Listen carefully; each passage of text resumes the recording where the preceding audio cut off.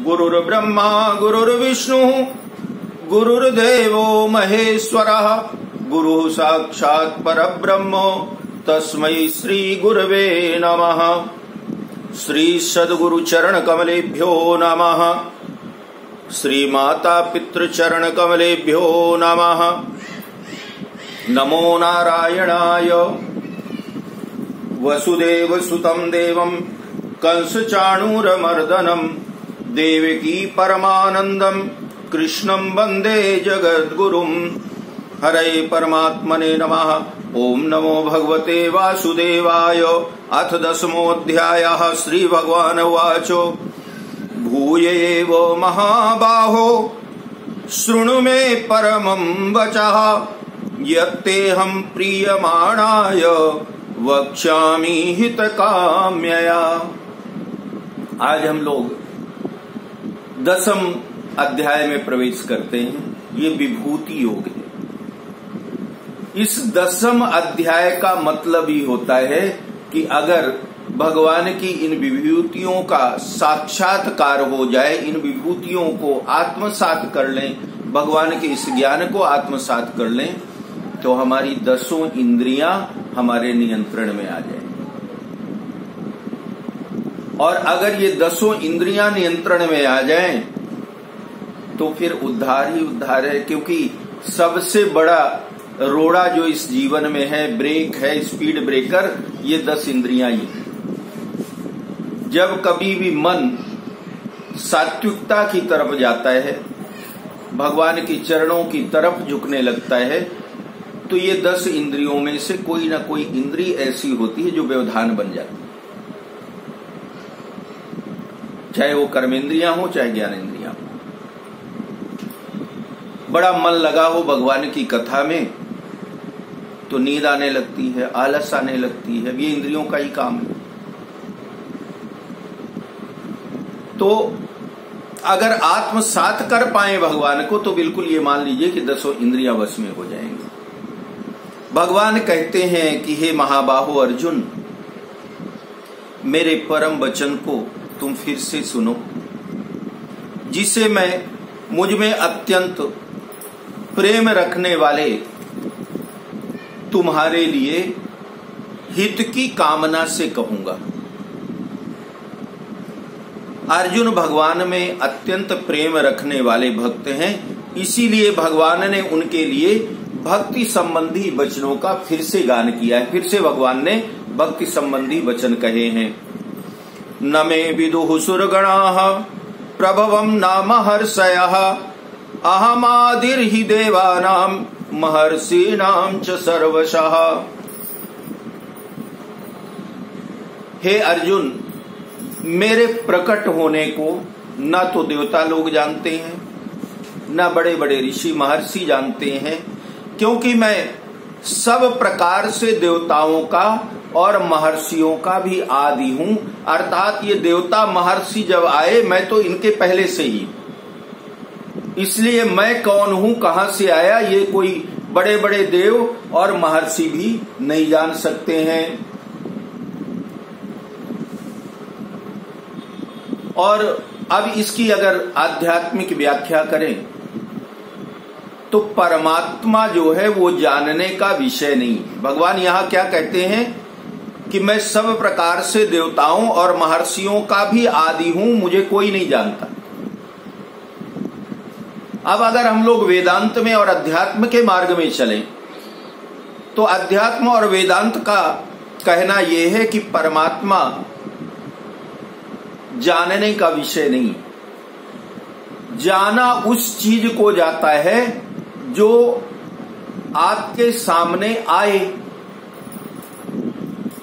जैसे कोई आदमी मिला, तो आप पहले मिल चुके हो, तो आप बोलोगे जी मैं तो आपको जानता हूं। या आप मिल गए तो मैं आपको जान गया। लेकिन परमात्मा ऐसा है ही नहीं। परमात्मा तो जब आप नहीं थे तब भी था, आज भी है, कल भी रहेगा। तो जब वो निरंतर विद्यमान है और सर्वत्र विद्यमान है, तो वो जानने की वस्तु है ही नहीं, जानने का विषय है ही नहीं। परमात्मा को जानने की जरूरत नहीं है, क्योंकि वो जाना हुआ ही है।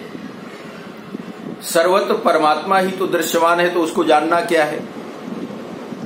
परमात्मा मानने और अनुभव करने का विषय है। बड़ा सुंदर शब्द है ये, आध्यात्मिक। परमात्मा जानने का विषय नहीं है, मानने और अनुभव करने का विषय।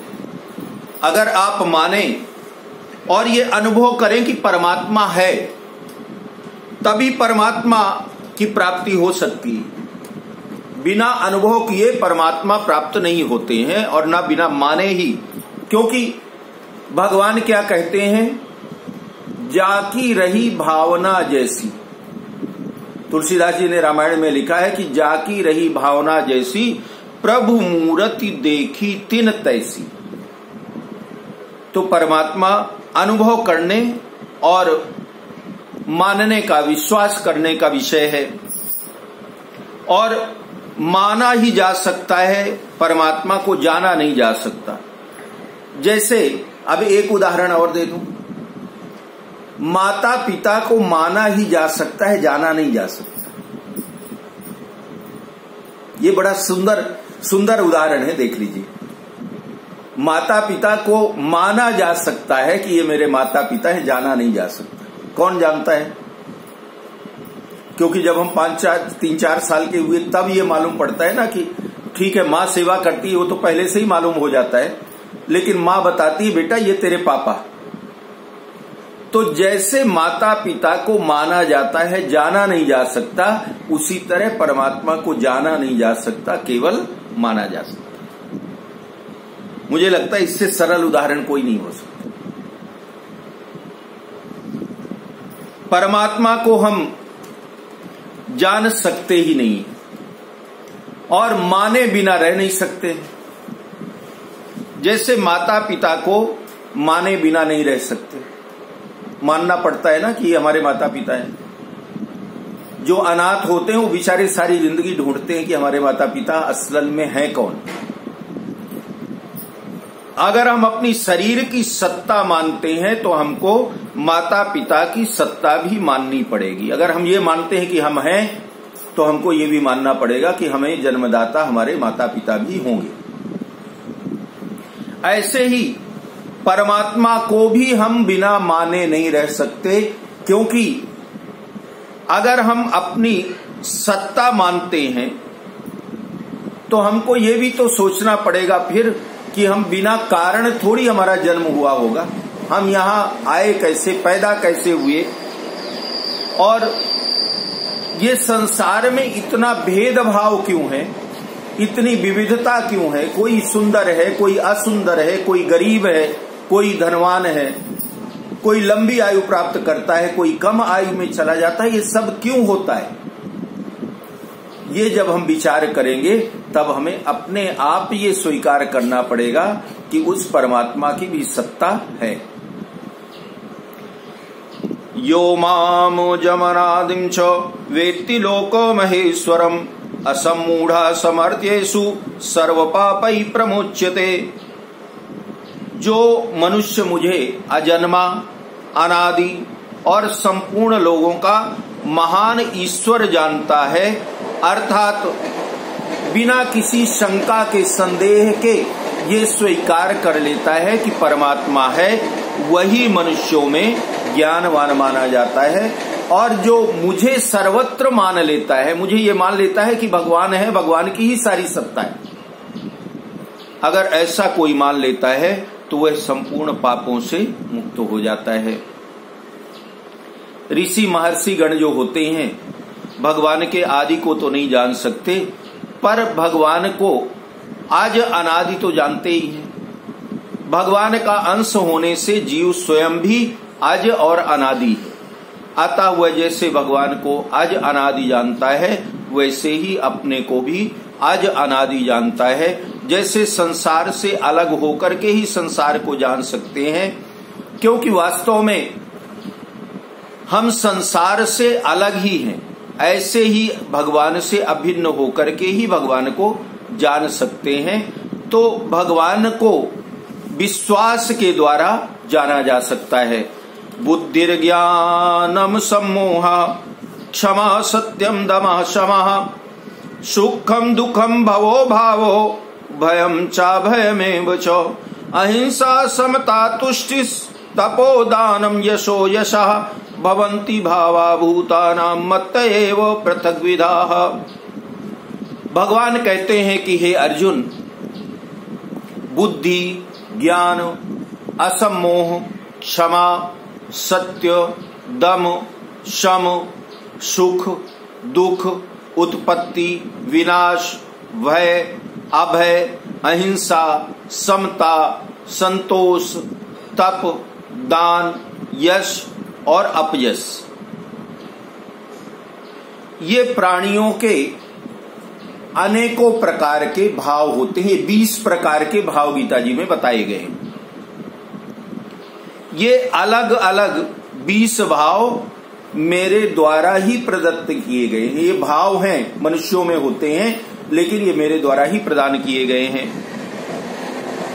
अब ज्ञान की दृष्टि से अगर देखें तो सभी भाव प्रकृति से ही होते हैं। जितने हमारे जीवन में भाव होते हैं ना, वो सारे प्रकृति से, नेचर से ही प्राप्त होते हैं। पर भक्ति की दृष्टि से सभी भाव भगवान से और भगवत स्वरूप ही होते हैं। जैसे हाथ एक ही होता है, लेकिन उसमें अंगुलियां भिन्न भिन्न होती हैं। एक बराबर 5 उंगलियां नहीं होती, कोई छोटी है कोई बड़ी है। ऐसे ही भगवान एक ही हैं, पर उनसे प्रकट होने वाले भाव अलग अलग प्रकार के होते हैं।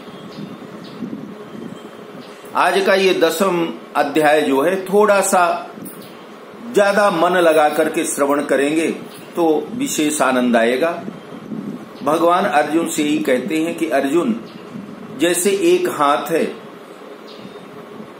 तो हाथ में अलग अलग अंगुलियां हैं, लेकिन उंगलियां हैं किसकी? साथ की ही।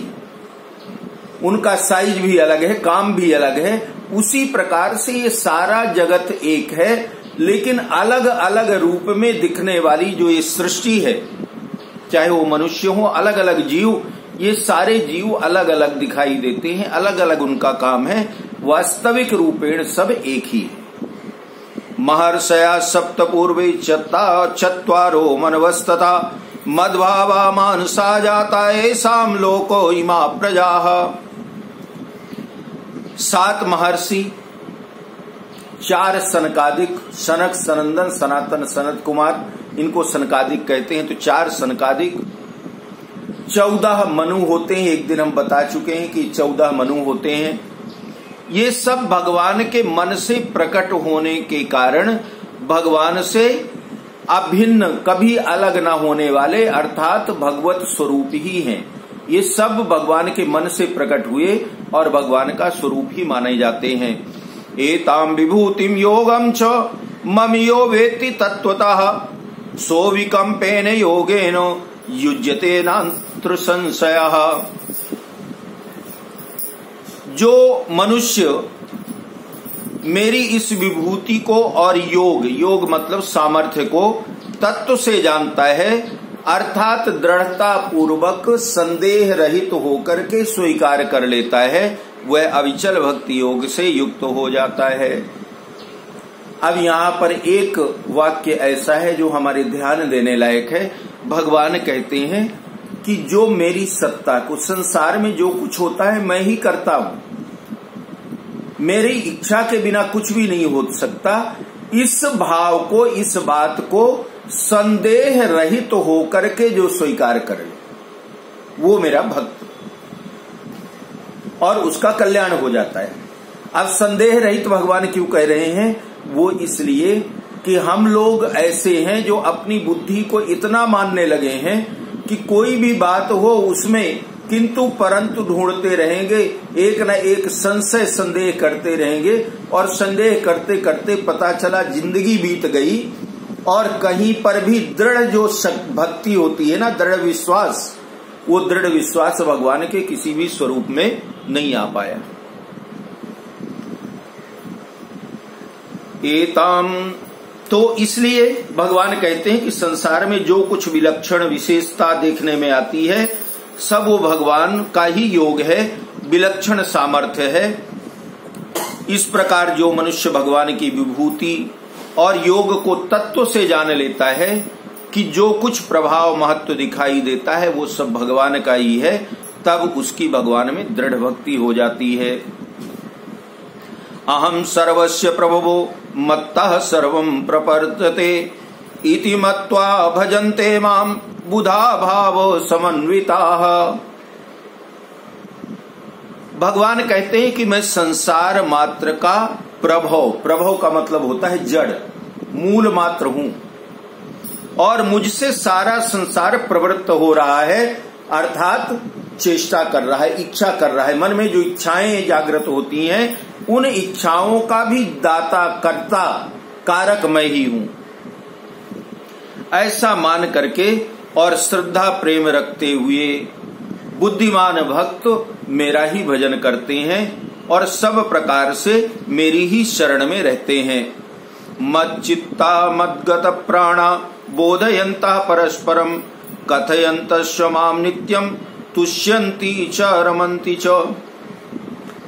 भक्तों का चित्त, जो भक्त होते हैं ना भगवान के, धीरे धीरे भगवान से प्रेम करते करते भगवान के जो भक्त बन गए, तो भगवान कहते हैं कि भगवान भक्तों का चित्त भगवान को छोड़ करके कहीं जाता ही नहीं। ये भक्त की पहचान है।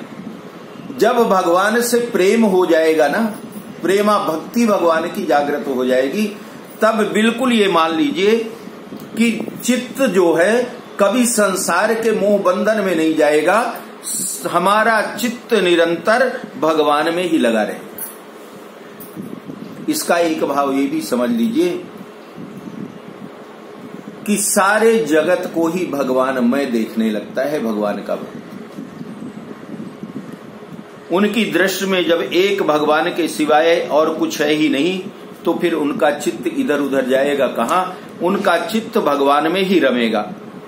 उनकी संपूर्ण चेष्टाएं, इच्छाएं, कामनाएं सब भगवान की ही होंगी। कोई सुनने वाला आ जाए तो वे भगवान के गुण प्रभाव और उनके विलक्षण ज्ञान की बात करने लगेंगे, भगवान की लीला कथा का वर्णन करने लगेंगे। और अगर कोई सुनाने वाला आ जाए तो भगवान की लीलाएं सुनते सुनते कभी अघाते नहीं, कभी मन नहीं भरता, हमेशा इच्छा होती है कि भगवान की लीलाओं को सुने। तेसाम सतत युक्तानाम भजताम प्रीति पूर्वकम ददामि बुद्धि योगम तम येन मामुपयान्ति ते। उन नित्य निरंतर मुझ में लगे हुए और प्रेम पूर्वक मेरा भजन करने वाले भक्तों को मैं वह बुद्धि योग देता हूं जिससे उनको मेरी प्राप्ति हो जाती है। भगवान कहते हैं कि भगवान निष्ठ भक्त भगवान को छोड़ करके न तो समता चाहते हैं, न तत्व ज्ञान चाहते, न मोक्ष चाहते, कुछ भी नहीं चाहते। उनका तो बस एक ही काम होता है, नित्य निरंतर भगवान में लगे रहना। और इसलिए जब उनको कुछ चाहिए नहीं, तो ये समझने की बात है कि मान लीजिए कि आपके घर में कोई काम करने वाला आए, आप नौकर कह लीजिए, न वो खाना मांगता न पानी मांगता, लेकिन सारा दिन आपकी सेवा में लगा है। आपको कितनी देर पानी देना है, कब चाय देना है, कब भोजन देना है। अगर वो 24 घंटे आपकी सेवा में लगा रहे, तो फिर आप बताइए कि आप ये ध्यान दोगे कि नहीं कि उसने खाना खाया कि नहीं खाया, उसने नाश्ता किया कि नहीं किया, उसने चाय पिया कि नहीं पिया। उसको कभी बिठा के बोलोगे भी कि बेटा तुझे कोई जरूरत हो तो बताना, क्योंकि उसने अपना जीवन आपकी सेवा में लगा दिया है। केवल वो आपके बारे में सोचता है, कहीं पर भी आपकी सेवा में कमी ना होने पाए। तो जब इतना प्रेम से वो आपकी सेवा करेगा तो आप भी उसके बारे में सोचना शुरू करोगे।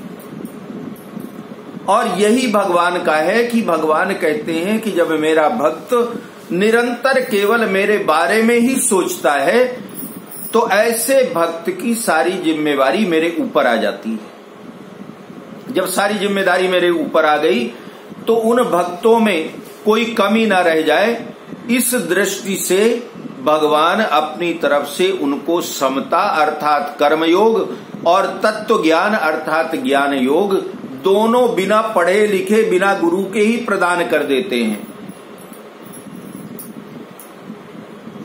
तेषामेवानुकंपार्थम अहम अज्ञानजं तमः नाशयात्म्यात्म भावस्थो ज्ञान दीपेन भास्वता।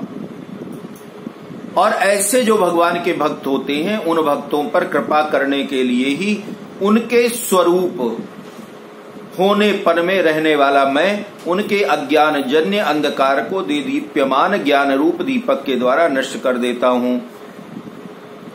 अब भगवान का उद्देश्य क्या है ये अर्जुन को बताने का। भगवान कहते हैं कि यद्यपि कर्म योग तथा ज्ञान योग दोनों साधन है, कर्म योग और ज्ञान योग दोनों भगवान को प्राप्त करने के साधन हैं और भक्ति योग जो है वो साध्य है। भगवान का भक्ति योग ऐसा है कि अगर भक्ति में आ गए भगवान के तो फिर तो कहना ही क्या है, फिर कुछ और सोचने की जरूरत नहीं, प्रभु कृपा निश्चित है कि होगी ही। तथापि भगवान अपने भक्तों को कर्म योग भी दे देते हैं।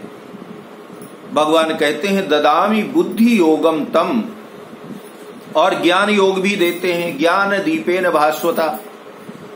अपरा और परा दोनों प्रकृतियां भगवान की ही हैं, जड़ और चेतन। इसलिए भगवान कृपा करके अपने भक्त को अपरा की प्रधानता से होने वाला कर्म योग और परा की प्रधानता से होने वाला ज्ञान योग दोनों प्रदान कर देते हैं। भगवान कहते हैं कि अर्जुन जो मुझ में समर्पित हो जाता है, जो मेरा भक्त होता है, तो उसको मैं सब प्रकार के ज्ञान कर्म ध्यान भक्ति सारे योग उसको प्रदान कर देता हूं। अर्जुन उवाचो परम ब्रह्मो परम धामो पवित्रम परमं भवान पुरुषं शाश्वतं दिव्यम आदिदेवमजं विभुम् आहुस्त्वां ऋषयः सर्वे देवर्षिर्नारदस्तथा असितो देवलो व्यासः स्वयं चैव ब्रवीषि मे। अर्जुन ने प्रश्न किया है भगवान से कि हे परब्रह्म परमेश्वर, परम धाम और महान पवित्र आप ही हैं। आप शाश्वत दिव्य पुरुष आदि देव अजन्मा और सर्वव्यापक हैं। ऐसा आपको सबके सब ऋषि देवर्षि नारद असित देवल और व्यास आदि भी कहते हैं और स्वयं आप भी मेरे प्रति कहते हैं।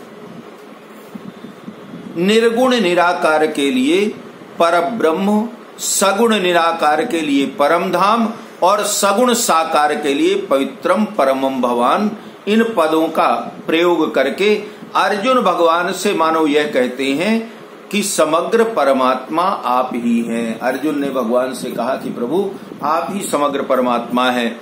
सर्व में तद्रतम मन्ये यन्मावदसि केशवो नहीं ते भगवन व्यक्तिम विदुर्देवान दानवाः। अर्जुन कहते हैं कि हे केशव, हे गोविंद, मुझसे आप जो कुछ कह रहे हैं यह सब सत्य मानता हूं। हे भगवन, आपके प्रकट होने को न तो देवता जानते हैं और न दानव जानते हैं। स्वयमेवात्मनात्मानं वेत्त त्वं पुरुषोत्तमो भूत भावन भूतेशो देव देवो जगतपते। हे भूत भावन, अर्जुन कहते हैं कि आप स्वयं ही स्वयं के ज्ञाता है। प्रभु आपको कौन जान सकता है? कोई नहीं जानता। जानने में आने वाले भी आप ही हैं और जानना भी आप हैं, अर्थात सब कुछ हे प्रभु आप ही हैं। जब आपके सिवाय और कोई है ही नहीं तो फिर कौन किसको जाने और क्या जाने। महाराज, मैं तो अब ये मान गया हूं, अर्जुन कहते हैं मैं ये मान गया हूं कि सब कुछ आप ही हैं। ये देखिए, हमने 9 अध्याय में गीता जी में अध्ययन किया था कि भगवान कहते हैं कि मेरा अंश परमात्मा में, ये तो प्रारंभिक बात है। सारा जगत ही परमात्मा है। अर्जुन उसी बात को कहते हैं कि प्रभु मैं इस बात को मान गया हूं कि सारा जगत ही परमात्मा है। वक्तुमर्हस्य शेषेण दिव्यात्म विभूतयः याभिर्विभूतिर्भिर्लोकान् निमास्त्वं व्याप्य तिष्ठसि। इसलिए जिन विभूतियों से आप इन संपूर्ण लोकों को व्याप्त करके स्थित हैं, उन सभी अपनी दिव्य विभूतियों का संपूर्णता से वर्णन करने में आप ही समर्थ हैं भगवान। अर्जुन भगवान से कहते हैं कि आप स्वयं ही अपने आप को जानते हैं, इसलिए अपनी संपूर्ण विभूतियों का हे भगवान वर्णन आप ही कर सकते हैं, दूसरा कोई नहीं है। इसलिए आप अपनी विलक्षण विभूतियों को विस्तार पूर्वक संपूर्णता से मुझे बताइए। अर्जुन ने निवेदन किया इस श्लोक में। और इसलिए महाराज कि अगर आप अपनी विलक्षण विभूतियों का वर्णन मेरे समक्ष करेंगे तो उससे मेरी आप में अविचल भक्ति हो जाएगी। तो कृपा करके ऐसा ज्ञान दीजिए कि जिससे आप में मेरी अविचल भक्ति हो जाए। अब इस श्लोक के भाव से आप लोग एक बात समझिए कि जिस अर्जुन का रथ चलाने के लिए स्वयं देवकी नंदन कन्हैया जी सारथी बने हुए हैं, स्वयं वही कन्हैया जी ज्ञान उपदेश कर रहे हैं, उनके सन्मुख बैठा हुआ अर्जुन अभी भी भगवान से क्या कह रहा है कि प्रभु विस्तार पूर्वक संपूर्णता से अपनी विलक्षण विभूतियों का वर्णन मेरे सामने करिए कि जिससे मेरी आप में अविचल भक्ति हो जाए। तो बताइए कि अर्जुन की ये दशा है कि 10वें अध्याय की गीता का ज्ञान श्रवण कर रहा है, लेकिन अभी भी कह रहा है कि अविचल भक्ति आप में नहीं। हम आप तो संसारी हैं, इतना जल्दी कैसे अविचल भक्ति आ जाएगी। लेकिन अगर प्रयास करेंगे हम लोग भी तो आप बिल्कुल ये मान लीजिए कि प्रभु की कृपा हमारे ऊपर ही होगी। कथम विद्यामहं योगिस्त्वां सदा परिचिन्तयन् केषु केषु च भावेषु चिन्तोषि भगवन्मया। अर्जुन कहते हैं कि हे योगिन, निरंतर सांगोपांग चिंतन करता हुआ मैं आपको कैसे जानूं।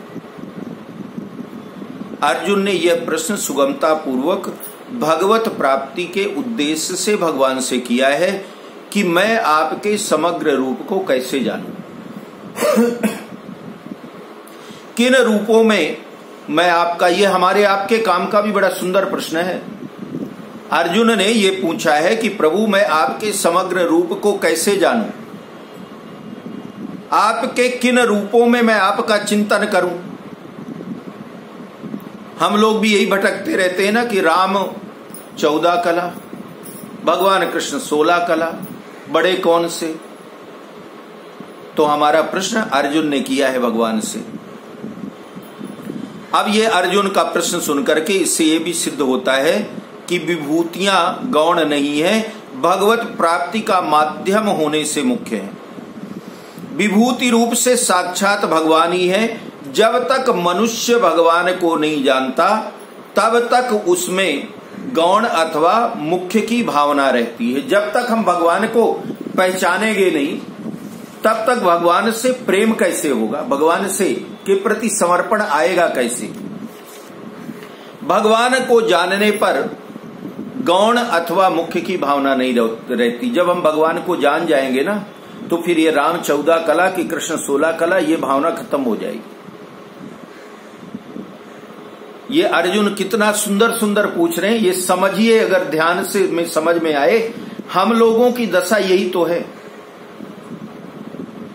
माता रानी बड़ी हैं कि शिव जी बड़े हैं कि राम बड़े हैं कि कृष्ण बड़े हैं, सारी जिंदगी ये खिचड़ी पकाते पकाते हम पूरे हो जाते हैं, लेकिन बड़ा कौन है ये समझ में नहीं आता। अर्जुन यही तो कह रहे हैं कि प्रभु कौन गौण और कौन श्रेष्ठ, और भगवान के सिवाय इस जगत में कुछ है ही नहीं। तो अगर भगवान के सिवाय कुछ जगत में नहीं है तो फिर छोटा और बड़ा कुछ रह ही नहीं जाता है। जो कुछ भी है सब परिपूर्ण है। छोटा और बड़ा होना, गौण और मुख्य, ये साधक की भक्ति की दृष्टि है। हमारी दृष्टि में कोई छोटा है कोई बड़ा है, लेकिन वास्तव में न कोई छोटा होता है न कोई बड़ा होता है। विस्तरेणात्मनो योगम विभूतिम च जनार्दनो भूया कथय तृप्तिर्हि शृण्वतो नास्ति मे मृतम।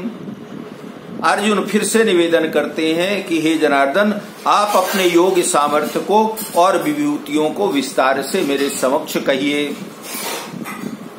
अब देखिए अर्जुन का भाव कैसा है। संसारिक भाव से अगर समझें तो जैसे भूखे को अन्न और जो प्यासा हो उसको जल प्रिय लगता है, ऐसे ही जिज्ञासु अर्जुन को भगवान के वचन बहुत प्रिय और विलक्षण लग रहे हैं।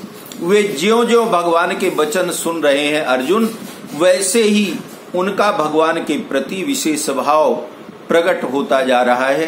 कानों के द्वारा उन अमृतमय वचनों को सुनते हुए न तो उन वचनों का अंत आता है और न उनके सुनते हुए अर्जुन को तृप्ति हो रही है। भगवान का भक्त वही होता है जो भगवान के ज्ञान को प्राप्त करके, भगवान की कथाओं को श्रवण करके तृप्त न हो, हमेशा इच्छा बनी रहे और भगवान की लीलाओं का दर्शन और गान करें। अब ये तो सारे प्रश्न थे अर्जुन के। अब भगवान उत्तर दे रहे हैं। श्री भगवान उवाचो हंत ते कथयिष्यामि दिव्यात्म विभूतयः प्राधान्यता कुरु श्रेष्ठ नान्यस्त्यन्तो विस्तरस्य मे। भगवान कहते हैं कि अर्जुन ठीक है, मैं अपनी दिव्य विभूतियों को तेरे लिए प्रधानता से, अब प्रधानता से तो ठीक है लेकिन संक्षेप से कहूंगा, क्योंकि भगवान की विभूतियां तो अनंत हैं, कब तक सुनाते रहेंगे, कोई अंत नहीं है भगवान की विभूतियों का। इसलिए भगवान कहते हैं संक्षेप में मेरी विभूतियों का वर्णन करूंगा। अहमात्मा गुडाकेशो सर्वभूताशय स्थितः अहमादिश्य मध्यम च भूतानामन्तमेव च। भगवान कहते हैं कि हे नींद को जीतने वाले अर्जुन, संपूर्ण प्राणियों के आदि मध्य तथा अंत में मैं ही हूं। संपूर्ण प्राणियों का आदि मध्य तथा अंत भगवान ही है। इसका तात्पर्य ये है कि भगवान के सिवाय और कुछ है ही नहीं, अर्थात सब कुछ भगवान ही है। भगवान श्री कृष्ण समग्र हैं और आत्मा उनकी विभूति है। आत्मा भगवान की परा प्रकृति और अंतःकरण अपरा प्रकृति है। ये हमने 7वें अध्याय में गीता जी के पढ़ा था। परा और अपरा दोनों ही भगवान से अभिन्न है, दोनों ही भगवान के साथ हैं और दोनों ही भगवान ही, जड़ और चेतन, परा और अपरा। आदित्यानामहं विष्णुर ज्योतिषां रविरंशुमान् मरीचिर्मरुतामस्मि नक्षत्राणामहं शशि। भगवान कहते हैं कि अर्जुन, मैं अदिति के पुत्रों में विष्णु। अदिति के पुत्र विष्णु कौन? वामन भगवान। भगवान कहते हैं कि मैं अदिति के पुत्रों में विष्णु वामन भगवान हूं और प्रकाशमान वस्तुओं में किरणों वाला सूर्यमय ही हूं। जिससे प्रकाश मिलता है वो सूर्यमय। मैं मरुतों का तेज और नक्षत्र जो है, नक्षत्रों का अधिपति चंद्रमा भी मैं ही हूं। वेदानाम सामवेदोस्मि देवानामस्मि वासवः इंद्रियाणाम मनश्चास्मि भूतानामस्मि चेतना। मैं वेदों में सामवेद हूं, देवताओं में स्वर्ग का अधिपति राजा देवराज इंद्र हूं, इंद्रियों में इन समस्त इंद्रियों को जो अपने वश में रखती है ऐसा मनमय हूं, इंद्रियों में मनमय हूं और प्राणियों में चेतना, उनकी जो जीवात्मा है, आत्मा है, वो मैं ही हूं। रुद्राणाम शंकरश्चास्मि वित्तेशो यक्ष रक्षसाम वसूनाम पावकश्चास्मि मेरु शिखरिणाम अहम्। रुद्रों में शंकर यक्ष राक्षसों में कुबेर मैं ही हूं, वसुओं में पवित्र करने वाली अग्नि और शिखर वाले बड़े ऊंचे पर्वतों में से सुमेरु पर्वत मैं ही हूं। पुरोधसाम च मुख्यम माम विद्धि पार्थो बृहस्पतिम सेनानी नामहं स्कंदः सरसामस्मि सागरः। हे अर्जुन, पुरोहितों में मुख्य बृहस्पति को मेरा स्वरूप समझो। पंडित जो हैं विद्वानों में बृहस्पति को सर्वश्रेष्ठ माना गया है। तो भगवान कहते हैं कि उन विद्वानों में, पुरोहितों में बृहस्पति मैं ही हूं। सेनापतियों में कार्तिकेय और जलाशयों में समुद्र मुझे ही मानो, मैं ही हूं।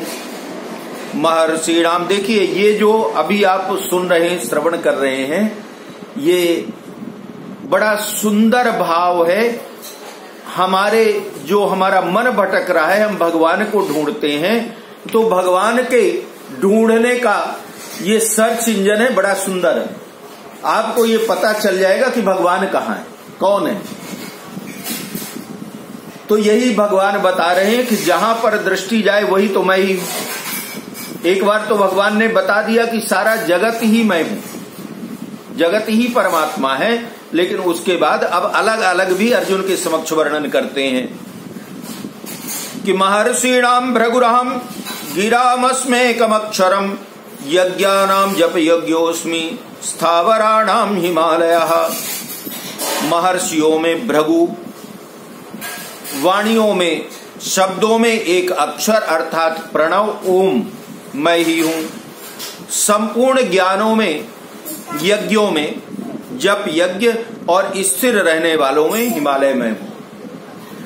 देखिए यहां पर एक चीज और भगवान ने बड़ी अच्छी कही कि संपूर्ण यज्ञों में सर्वश्रेष्ठ यज्ञ कौन होता है? जप, नाम का जप करना।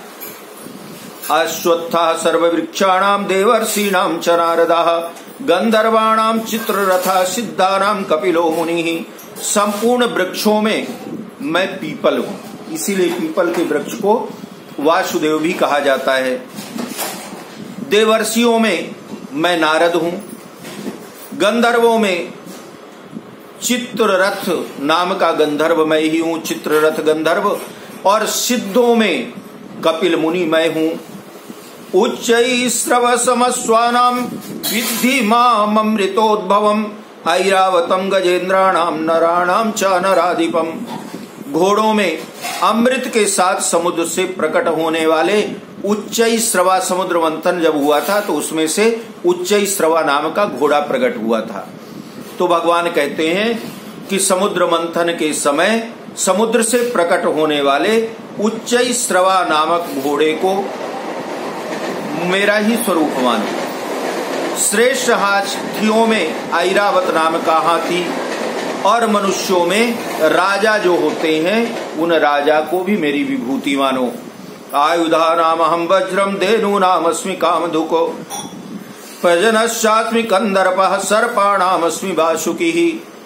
आयुधों में वज्र, धेनुओं में मैं कामधेनु हूं, संतान उत्पत्ति के लिए कामदेव मैं हूं, और सर्पों में वासुकी नाम का नाग भी मैं हूं।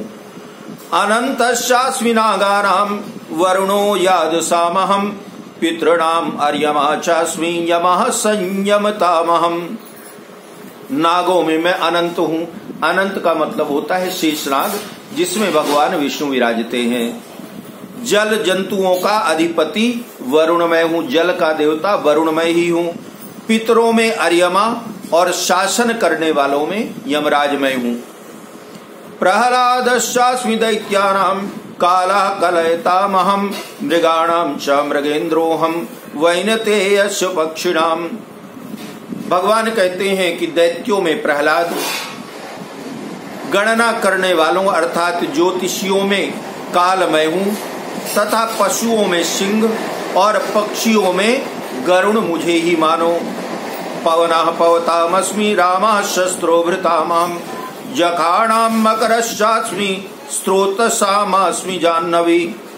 पवित्र करने वालों में वायु, शस्त्रधारियों में राम, जल जंतुओं में मगरमच्छ और नदियों में गंगा जी मैं ही हूं। सर्गाणामादिरन्तश्च मध्यम चैवाहमर्जुन अध्यात्म विद्या विद्यानां वादः प्रवदतामहम्। हे अर्जुन, संपूर्ण सृष्टियों के आदि, मध्य तथा अंत में मैं ही हूँ। विद्याओं में आध्यात्म विद्या अर्थात ब्रह्म विद्या और परस्पर शास्त्रार्थ करने वालों का तत्व निर्णय के लिए किए जाने वाला वाद मैं ही हूँ। अक्षराणामकारोऽस्मि द्वन्द्वः सामासिकस्य जो अहमेवाक्षयः कालो धाताहं विश्वतो मुखः। अक्षरों में आकार, जितने शब्द बोले जाते हैं उसमें आ शब्द जरूर आता है। तो भगवान कहते हैं कि अक्षरों में आकार, समासों में द्वंद्व और अक्षय काल अर्थात काल का भी महाकाल तथा सब ओर मुख वाला धाता, सबका पालन पोषण करने वाला भी मैं ही हूँ। मृत्यु सर्वोहरश्चाहम् उद्भवश्चो भविष्यताम् कीर्तिः श्रीर्वाक्च नारीणाम् स्मृतिर्मेधा दृक् क्षमा। सबका हरण करने वाली मृत्यु और भविष्य में उत्पन्न होने वाला मैं ही हूँ। स्त्री जाति में कीर्ति, श्री, वाक माने वाणी, स्मृति, मेधा, धृति और क्षमा, ये सब मैं ही हूँ। बृहत् सामो तथा शामनाम गायत्री छंदसामहम् मासानां मार्गशीर्षोऽहम् ऋतूनां कुसुमाकरः। गाई जाने वाली श्रुतियों में बृहत् साम और सब छंदों में गायत्री छंद मैं हूँ। 12 महीने जो होते हैं, 12 महीनों में मार्गशीर्ष का महीना और 6 ऋतुएं होती हैं, उन 6 ऋतुओं में वसंत ऋतु भी मैं ही हूँ। द्यूतम छलयतामस्मि तेजस्तेजस्विनामहम् जयोस्मि व्यवसायोस्मि सत्वम सत्ववतामहम्। छल करने वालों में जुआ, द्यूत क्रीड़ा, और तेजस्वियों में तेज मैं ही हूँ। जीतने वालों की विजय मैं हूँ, निश्चय करने वालों का निश्चय और सात्विक मनुष्यों का सात्विक भाव भी मैं ही हूँ। अब देखिए, ये इस श्लोक में एक शंका होती है कि भगवान ने द्वैत क्रीड़ा अर्थात जुए को अब अपनी विभूति बता दिया कि जुए में भी मैं ही हूं, मेरी विभूति है। तो फिर जुआ खेलने में दोष क्या है?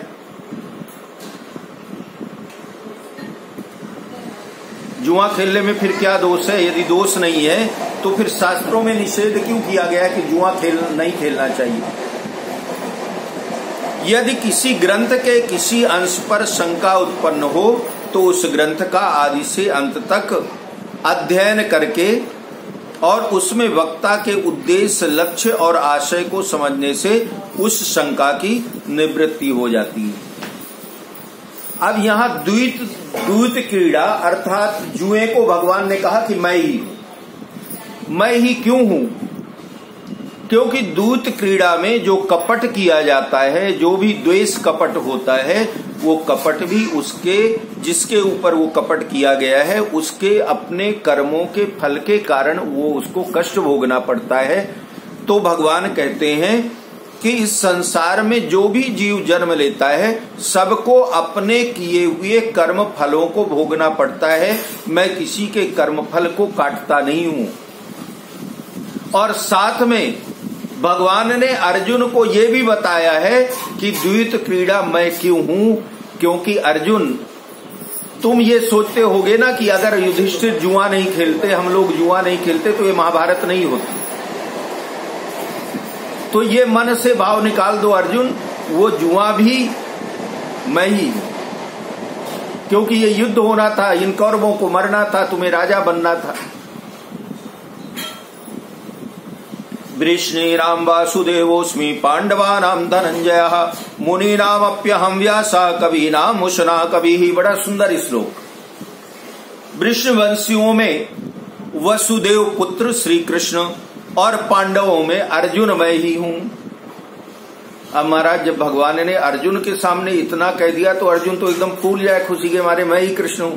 भगवान कहते हैं कि जो मनुष्य है, मनुष्यों में वीरों में मैं हूं अर्जुन मैं ही हूं। हम आप जैसे लोग हों तब तो उछलने लगते कि अब क्या पूछना भगवान से, जब हम ही भगवान हैं।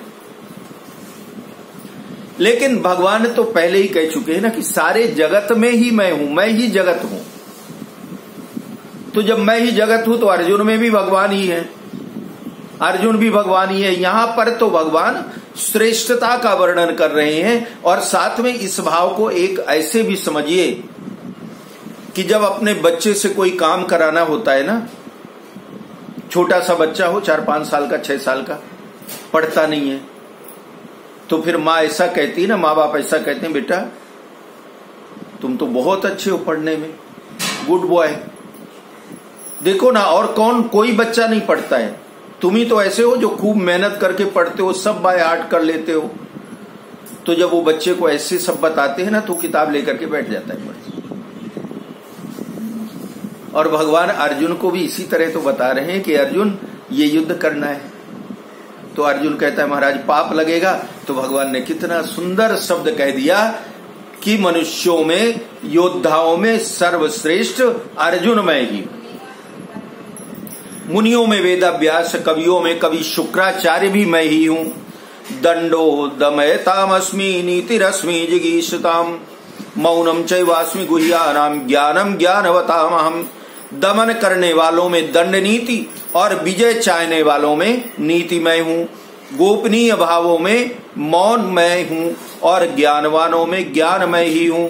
यच्चापि सर्वभूतानां बीजं तदमर्जुन न तदस्ति विना यस्यान्मया भूतम चराचरम।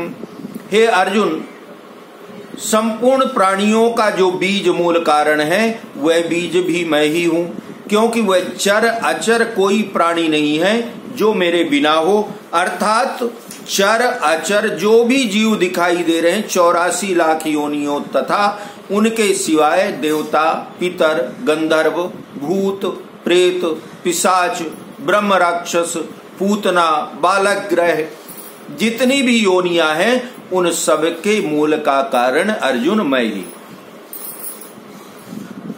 नान्तोस्ति मम दिव्यानां विभूतीनां परन्तप एष तु देशतः प्रोक्तो विभूतेर्विस्तरो मया।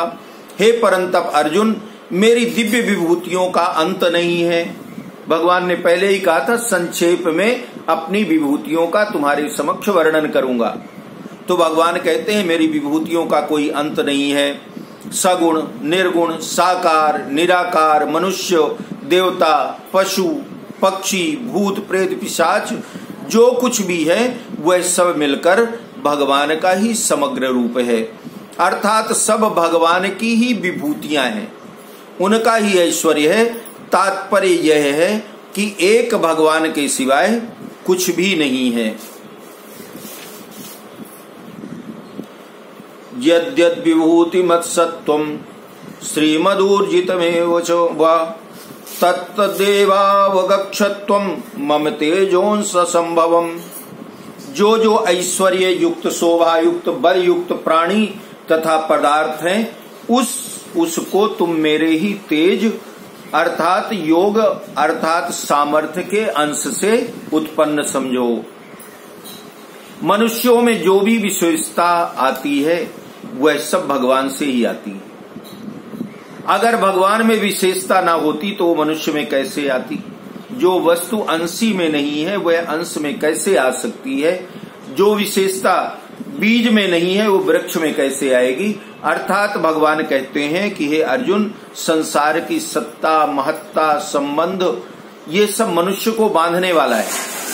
इसलिए विभूतियों के सिवाय भी साधक को स्वतः जिस में व्यक्तिगत आकर्षण दिखता हो, जिन वस्तुओं में आकर्षण लगता हो, मन हमारा जिन वस्तुओं में लग जाता हो, जिन वस्तुओं के कारण उसकी तरफ खींचता हो, वहां वहां भगवान की विशेषता देखिए। बड़ा सुंदर वाक्य है। भगवान कहते हैं कि जहां पर जिस पर मन बहुत ज्यादा लग रहा हो ना, बार बार मन आकृष्ट, मान लीजिए कि अपने बच्चे के ऊपर ही, अब पोता बड़ा प्यारा लग रहा है, मन जो है वो पोते के ऊपर लग रहा है, तो अगर पोते में बार बार मन लग रहा है तो भगवान कहते हैं कि भगवान की विभूति ही तो ये सारा जगत है, तो वो पोता भी तो भगवान का ही अंश है, भगवान ही है। तो अपने मन को ममता अहंता से हटा करके और भगवान की विभूतियों का दर्शन करें। परमात्मा संपूर्ण शक्तियों, कलाओं, विद्याओं आदि के विलक्षण भंडार हैं। शक्ति जड़ प्रकृति में नहीं रह सकती है, चिन्मय परमात्म तत्व में ही शक्ति रह सकती है। जिस ज्ञान से क्रिया हो रही है वह ज्ञान जड़ में कैसे रह सकता है? तो अथवा बहुनैतेन किम ज्ञातेन तवार्जुनो विश्वभ्याहमिदं कृष्णम एकांशेन स्थितो जगतो। भगवान कहते हैं कि हे अर्जुन, तुम्हें इस प्रकार बहुत सी बातें जानने की क्या जरूरत पड़ी है? ये हमारे आपके लिए है भगवान की सलाह, ज्ञान। भगवान अर्जुन को निमित्त मान करके ये गीता हमें सुना रहे हैं। तो भगवान कहते हैं कि अर्जुन, तुम्हें इस प्रकार की बातें जानने की जरूरत क्या है, जबकि मैं अपने किसी एक अंश से इस संपूर्ण जगत को व्याप्त करके स्थित हूं, अर्थात अनंत ब्रह्मांड मेरे किसी एक अंश में है। मेरा जो एक अंश है उस अंश में, एक अंश में अनंत ब्रह्मांड स्थित है। तो अर्जुन, अगर तुम जानने की चेष्टा करोगे तो कितना जानोगे? जानते जानते तुम चले जाओगे लेकिन जान नहीं पाओगे। ये हमारे आपके लिए भी है, क्योंकि अभी ये 10वां अध्याय हमने श्रवण किया, कितना समझ में आया? अगर एक लाइन में समझना हो तो इस 10वें अध्याय में भगवान ने केवल एक ही बात कही है कि आपको जो दिखाई देता है, जो सुनाई देता है, जो अनुभव होता है, वो सब कुछ मैं ही हूं। भगवान ने यही कहा है। और यहां भी भगवान अर्जुन से यही कहते हैं कि अर्जुन, मैं अपने एक अंश में सारे ब्रह्मांड को स्थिर कर सकता हूं, या मेरे एक अंश में सारा ब्रह्मांड स्थित है, तो तुम मुझे जानने की चेष्टा क्यों करते हो? भगवान अपनी तरफ दृष्टि कराते हैं कि अनंत ब्रह्मांडों में सब कुछ मैं ही तो हूं। मेरी तरफ देखने से, अगर कोई मेरी तरफ देखता है, भगवान कहते हैं अगर कोई मुझ में मन लगा ले तो फिर उसको अनंत ब्रह्मांड देखना, कोई बाकी विभूति देखना, किसी चीज की जरूरत ही नहीं बचती है। जब संपूर्ण विभूतियों का आधार, आश्रय, प्रकाशक, बीज, मूल कारण हे अर्जुन मैं तेरे सामने बैठा हूं, तो फिर विभूतियों का चिंतन करने की क्या जरूरत है? भगवान कहते हैं कि जब तुम्हारे अंदर मैं बैठा हूं, आत्मा रूप में तुम्हारे अंदर जब मैं विद्यमान हूं, तो फिर तुम्हें और विभूतियों का इधर उधर भटकने का, जानने का की जरूरत क्या है? क्यों अपने मन को इधर उधर भटकाते हो? अपने अंदर ही मुझे देखो, आत्मसात करो, अपने अंदर को, अपने मन को अंदर लेकर के जाओ और अपने अंदर विराजमान मुझ परमेश्वर का अपने अंदर ही चिंतन करो, दर्शन करो, सारे जगत में मुझे ही देखो। हरि ओम तत्सत्। श्रीमद्भगवद्गीतासु उपनिषत्सु ब्रह्म विद्यायाम योग शास्त्रे श्री कृष्णार्जुन संवादे विभूति योगो नाम 10वां स्तवः। बोलिए श्री वृंदावन विहारी लाल की जय।